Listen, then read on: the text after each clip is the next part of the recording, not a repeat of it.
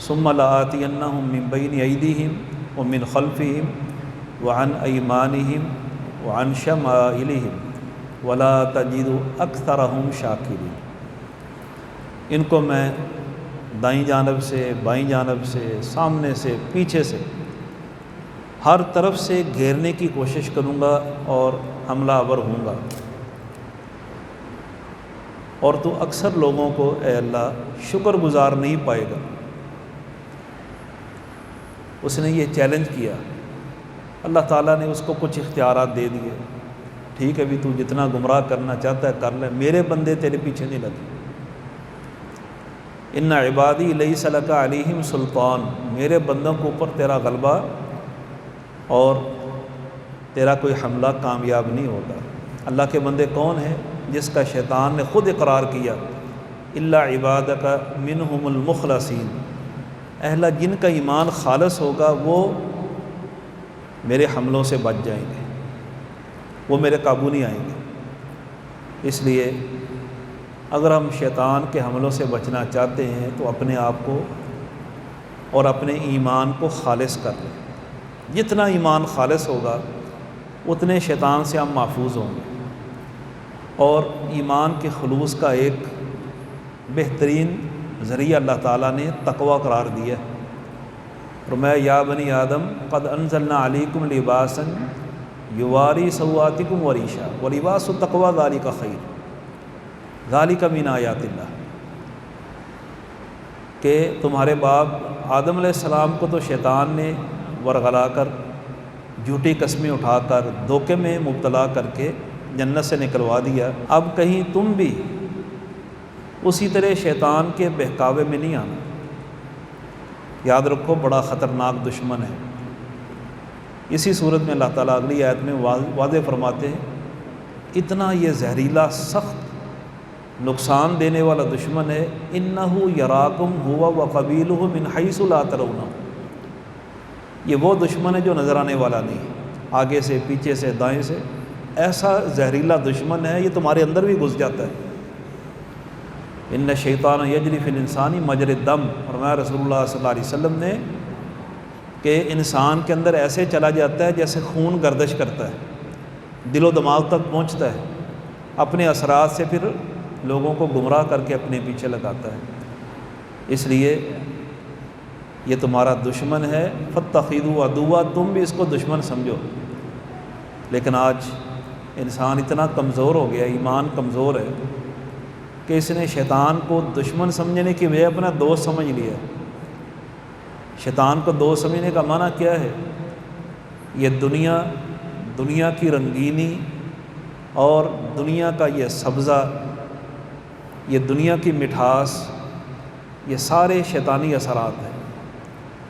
اور میں اور آپ جانتے ہیں دنیا کی اکثریت دنیا کے پیچھے گمراہ ہو گئی ہے۔ وَفَرِحُوا بِالْحَيَاةِ الدُّنْيَا، جس کو 4 پیسے مل جائیں وہ سمجھتا ہے میں کامیاب، وہ کامیاب۔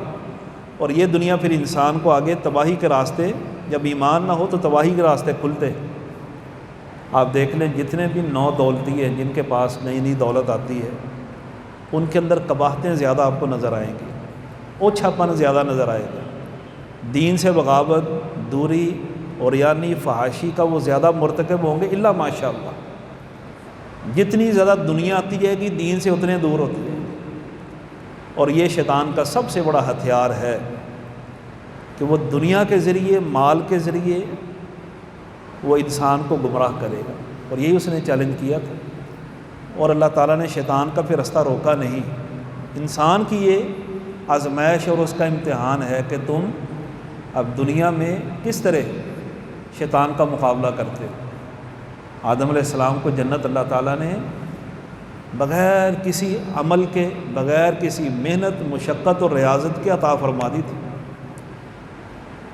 لیکن جب ان کو جنت سے اتار کر دنیا میں زمین پر اللہ رب العزت نے بھیجا تو اب فرمایا جنت مفت میں نہیں ملے گی، اس کے لیے محنت کرنا پڑے گی، شیطان کا مقابلہ کر کے اس کو تم نے بچھاڑ کر جنت میں آنا ہے۔ فرمایا فمن تبع ہدایا اما یاتینکم منی ہدا، اب تمہارے پاس میرے طرف سے ایک نصب العین، ایک دستور منشور آئے گا، اور اس ہدایت نامے کو تم نے قبول کرنا، اس پر چلنا ہے۔ جو اس کے اوپر چلے گا فمن اتبع ہدایا فمن تبع ہدایا فلا خوف علیہم ولا هم یحزنون، وہ واپس اپنی کھوئی ہوئی جنت میں داخل ہو جائیں۔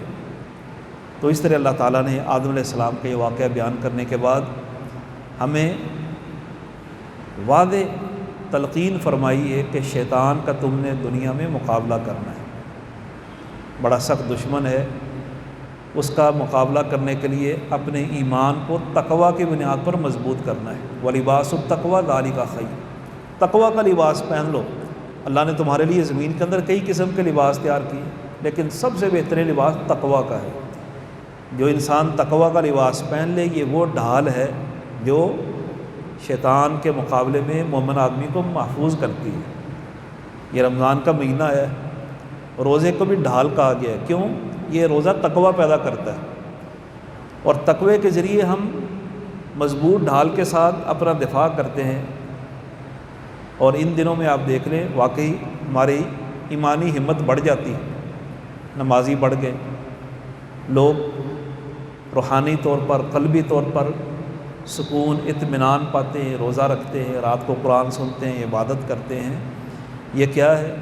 یہ روزے کی برکات کا نتیجہ ہے، یہ قرآن کے تعلق کے ساتھ اپنے آپ کو جوڑنے کا نتیجہ ہے۔ اس لیے اس ٹریننگ والے مہینے میں یہ ورکشاپ ہے، ہماری تربیت ہو رہی ہے کہ 11 مہینے جو تمہارے دلوں پہ زنگ چڑھ گیا تھا اس کو اتاریں، پالش کریں، اور اگلے 11 مہینوں کے لیے اپنے ایمان کو مضبوط کریں اس پیغام کے ساتھ، ان الشیطان لکم عدو فاتخذوہ عدوا، شیطان تمہارا دشمن ہے، تم نے بھی اس کو دشمن سمجھنا ہے۔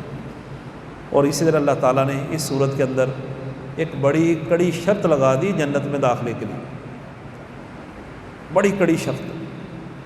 فرمایا ان الذین کذبوا بآیاتنا واستکبروا عنہا لا تفتح لهم ابواب السماء ولا يدخلون الجنہ حتی یلج الجمل فی سم الخیاط، وہ لوگ جنہوں نے ہماری آیات کی تکذیب کر دی، ہماری باتوں کو نہ مانا،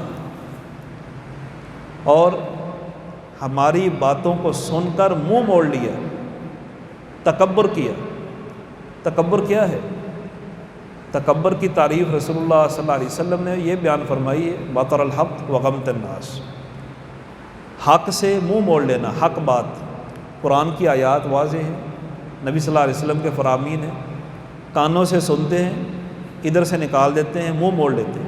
تو جو لوگ ہماری واضح آیات کو، ہماری باتوں کو ٹھکرا دیتے ہیں، جھٹلا دیتے ہیں، تکبر کا مظاہرہ کرتے ہیں، فرمایا لا تفتح لهم ابواب السماء، ان لوگوں کے لیے آسمان کے رحمت کے دروازے کھلتے ہی نہیں۔ کن لوگوں کے لیے دروازے کھلتے ہیں؟ اسی صورت میں اللہ فرماتے ہیں وَلَوْ أَنَّ أَهْلَ الْقُرَىٰ آمَنُوا وَاتَّقَوْا لَفَتَحْنَا عَلَيْهِمْ بَرَكَاتٍ مِّنَ السَّمَاءِ وَالْأَرْضِ، اگر یہ بستیوں والے، یہ شہروں میں آباد لوگ صحیح معنوں میں ایمان لے آئیں، تقوی اختیار کریں، ہم ان کے لیے آسمان سے برکتوں کے دروازے کھول دیں۔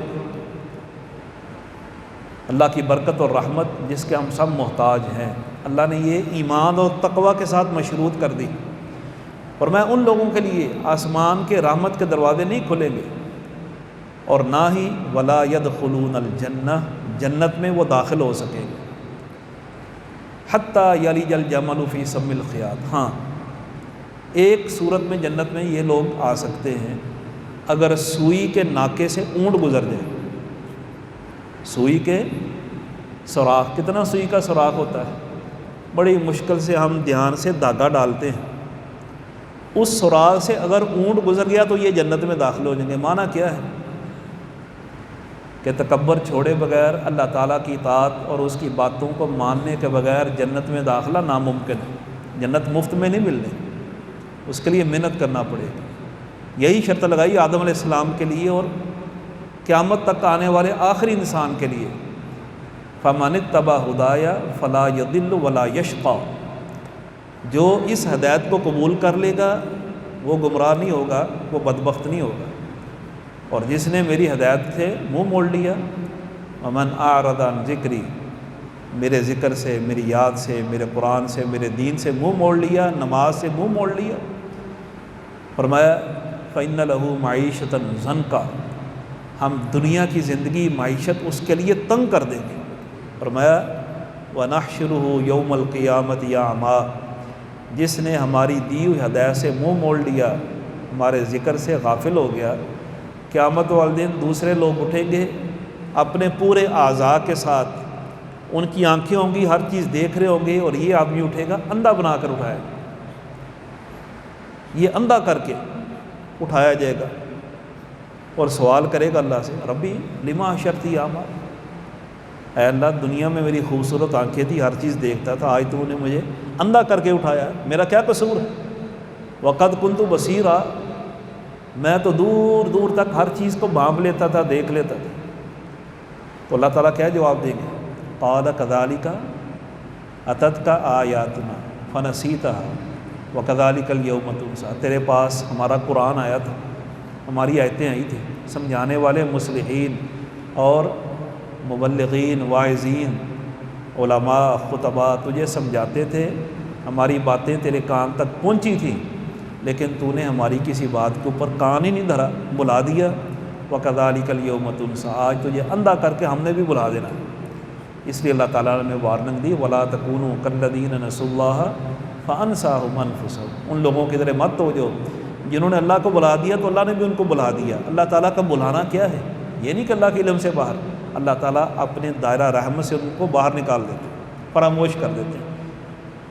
اللہ رب العزت سے دعا ہے اللہ تعالیٰ ہمیں حقیقی معنوں میں اپنے ذکر، اپنے قرآن، اپنے دین کے ساتھ تعلق جوڑ دیں، اور اس پر عمل پیرا ہونے اور خالص ایمان لا کر مخلص ہو کر عمل کرنے کی توفیق عطا فرمائے۔